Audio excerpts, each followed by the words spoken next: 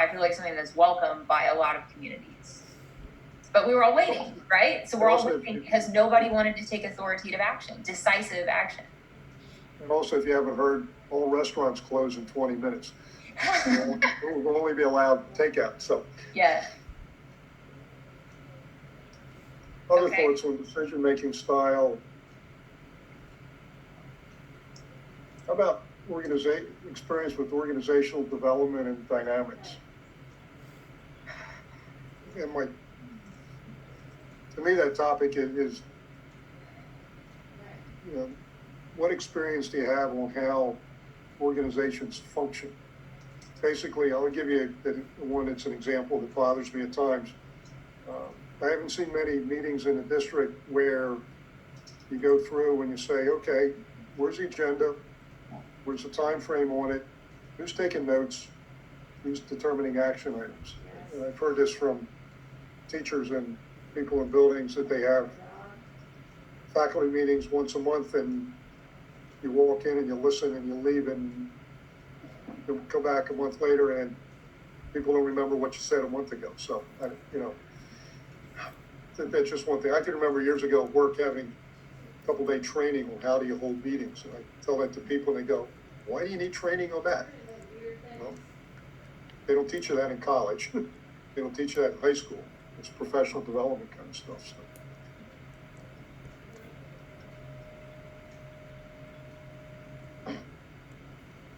So. Or areas of problem solving. How do you go about solving problems and figuring out what the causes were and taking corrective action and looking at, do we have those same problems other places in the district? So.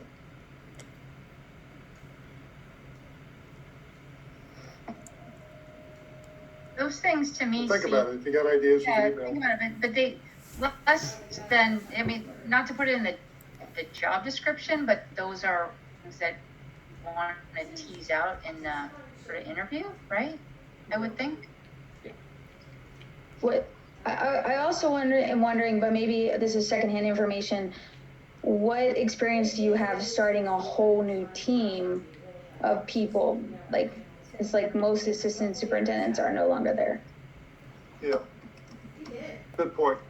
Yeah.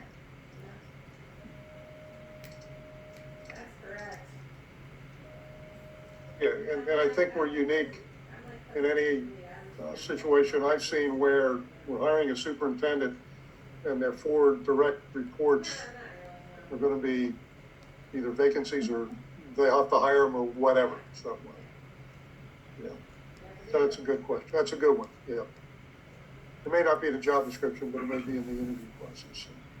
So. This is my daughter. Other thoughts? I think we talked somewhat about focus within the district.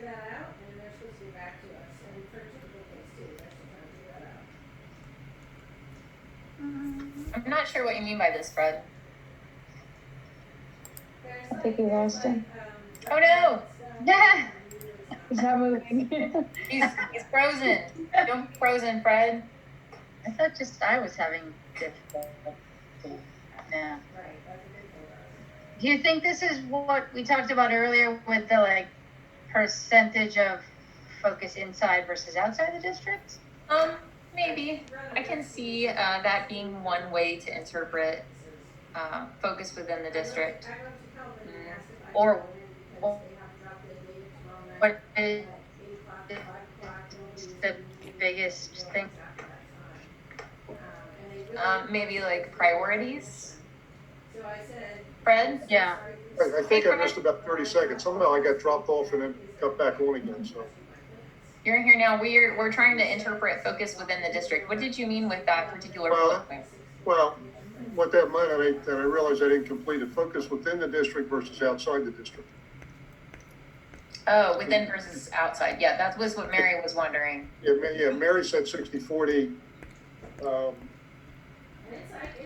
That's a question I think we need to, as a district, to decide. As I've seen some superintendents whose focus, and they're very comfortable or with outside organizations and stakeholders, and others don't feel comfortable doing that, and they want to focus on what's going on in the classroom.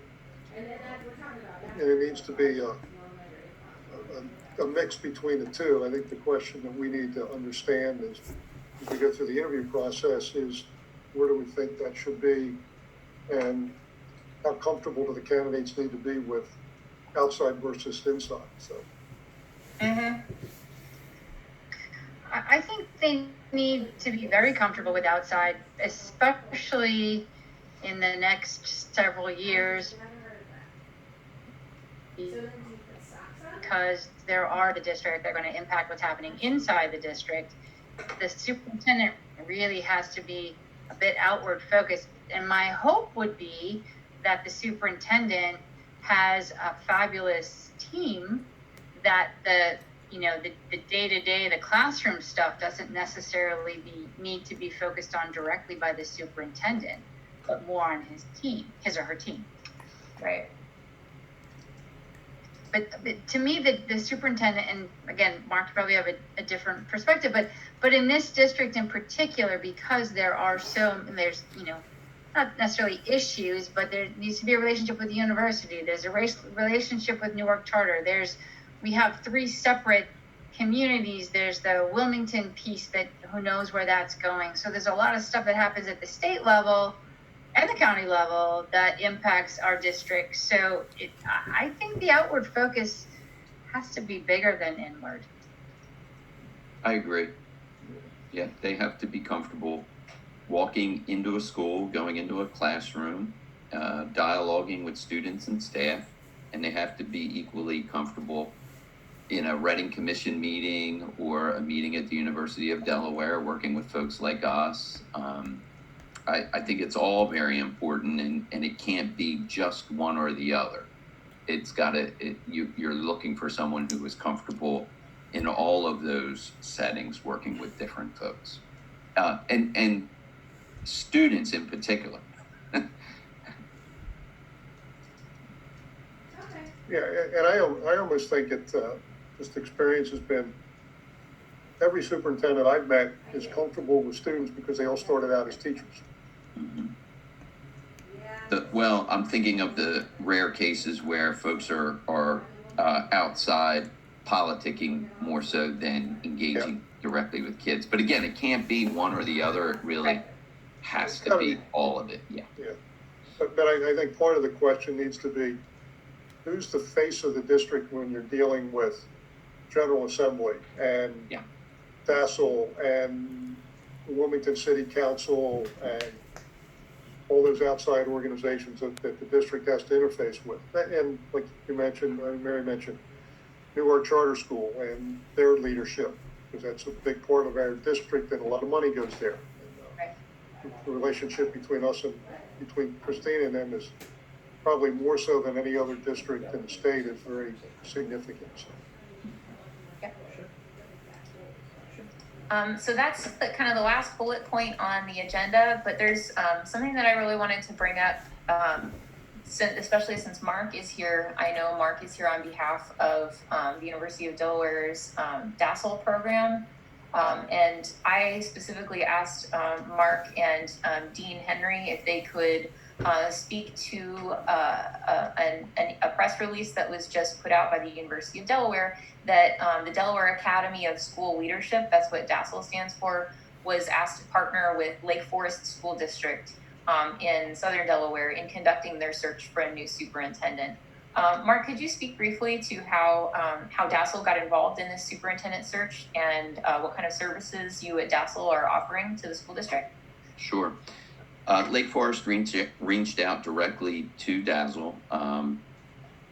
I believe it was, one of their school board members, probably their school or the school board president, reached out to Jackie Wilson and asked if we would meet with them and share our thoughts on the process of helping them select their next superintendent. And Jackie and I went down and met with Lake Forest. And they asked me to put together a draft timeline and work with our business folks at Delaware to put together what a contract would look like for our services to support them. And I'll just give you a general sort of overview of what that's going to look like. They're currently running a survey for all of their staff members. And once that closes, it's soon, that closes just before the position closes. And everything comes directly to me in regard to someone applying for the position. They have to have a cover letter of interest. They will have recommendation letters and sample writings, something we talked about earlier in this conversation. They have to provide evidence that they've communicated effectively with staff and stakeholders.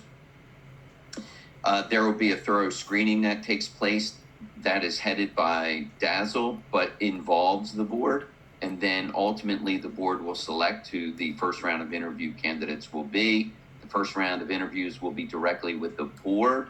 It'll be high overview type questions having to do with education, generally speaking. And then there'll be a second round. That round will be more of a round robin where they will meet with three groups. The board, they will meet with stakeholders, meaning families and community members who are very involved in the district identified by the board, and a group of staff members who are very much engaged. And from there, a final or finalists will be determined, and then Dazzle will help negotiate once an agreement is made between, or once the person accepts the position. To get to the agreement, the University of Delaware Dazzle will support the board in the negotiations process. And Lake has also expressed an interest in an onboarding and year-long support from Dazzle, specifically me working with that superintendent. And I've shared some things on tonight's call that I've shared with their board, which is this really, the superintendents I've seen who have not lasted long in districts, it's usually, it boils down to miscommunication or lack thereof or whatever between, not pointing fingers, whether it's the board or the superintendent. It's usually both, and it goes down in flames. 12 months before that, everything was hunky-dory. Everyone's excited. New superintendent. Year later, not so good. 2 years later, it falls apart. And I think the best way to avoid that is not only clear and effective communication, but being very forthright with expectations, having regularly scheduled check-in meetings between the board and the superintendent around the goals and their evaluation. And it shouldn't be this like once a year, oh my gosh, I can't believe it, you don't think I'm doing a good job kind of thing. Right. So it's surprising but necessary, I think, in the beginning, especially to have a third party sort of managing that and supporting it. So that's the work that Dazzle is going to be doing with Lake Forest. And previously, I think you probably know this, that the Biden Institute for Public Policy was handling searches, but now Dazzle and I in particular are just very much interested in changing the history around the length of superintendencies. Because one thing, and I'll end with this, it doesn't matter whether you're a school district, a law firm, a hospital, a bank. When you're changing your CEO every couple of years, it is just not good. It's not good for the organization. Most of the time, folks come in as leaders. It's a new message to the teachers. Karen, I'm sure, has experienced it over time. It's like, here we go, a new vision, a new message. So I think it's important to have some stability and a healthy relationship between the executive and the board. And that's when real progress can be made. And it's never going to be perfect. Superman does not exist, or Superwoman does not exist. There are going to be contentious times. Communication that gets you through. And so that's the work Dazzle is now getting involved in. And I'm pretty, as you can probably tell, pretty excited about it. Excellent. And I think it's good work. Could you also speak to the timeline for this hiring process that you guys have entered into a partnership with Lake Forest? What are they looking for with respect to turnaround? July 1. Okay, that's July. really fast. Yeah, their expectation is to have someone in place by July 1. And I When do don't they start, know Mark? that will happen now with what has transpired in the last couple of weeks with the coronavirus. It could potentially change that timeline, but that is currently the expectation, and that's where everything currently stands in regard to when events are going to be taking place. It's July 1 start. Yeah. And then I have a question. When is the goal to have a superintendent in place for Christina? Well, we have Mr. Gregg, the current superintendent. His contract ends on June 30th. So we need a new superintendent for July 1st, whether that's someone who is an interim superintendent or something else. So that's part of the reason why I wanted to ask Mr. Holodeck here, is to share his experiences, because if it's possible for Lake Forest to do this in a quick timeline, God willing, with COVID-19 out there, then that gives me hope that it's possible for us to do that as well, and in a healthy way. Mark, when did Lake Forest start their process? We met with the board now about 3 weeks ago. They posted the position. The position went live, I believe, last Thursday or Friday. Okay. Yeah. So they're hoping to get the applications in and go through the review in 3 months. Yes. Okay. Logistically, I wish them well, but I haven't seen anybody get through the process in 3 months, just until you get all the applications in. So I do think, I know John Marinucci from DSBA is working with Brandywine, and that's their goal. Now, Brandywine did have a bit of a head start, but not by much. I think Brandywine's position might have been posted a week before Lake Forest's. So they have a pretty aggressive timeline as well. Of course, the process you use weighs into all of this as well. so is there? Sorry, go ahead. Meaning some districts want to hold large community meetings, and depending on the size of your district, that can be a month-long process. So there would be a lot, to consider. And what I would always encourage a board, you don't necessarily want time to determine your process. You want to go with a process that you're comfortable with. This isn't the appropriate time for the conversation, but there are some things that have been done, in the past around process that I would probably encourage boards to rethink, in terms of what are you getting out of this? That's the advice I'd give to boards when they're considering a step in the process, is what are you going to garner from this step? What is it going to give you the information you're looking for to help make a final decision, or are you just trying to placate people? So you really have to think about process, because that weighs heavily on how much time you're going to need. Karen, you were going to ask? No, I think you pretty much answered it.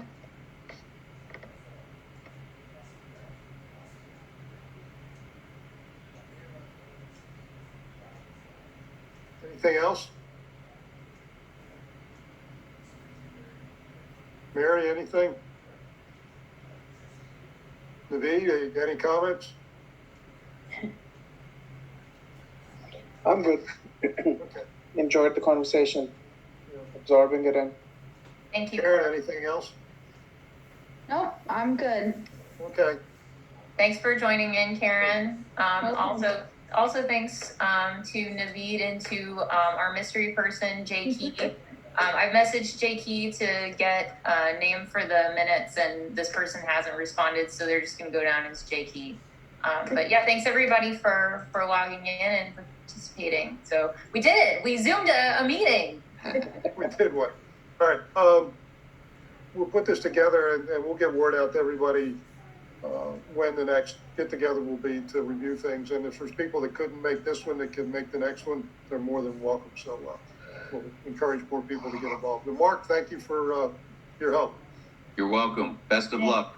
Thank you so much. Thank you. Thank you. Take care, everyone. Good night, everybody. Good night. All right, we're going to end the meeting. Okay.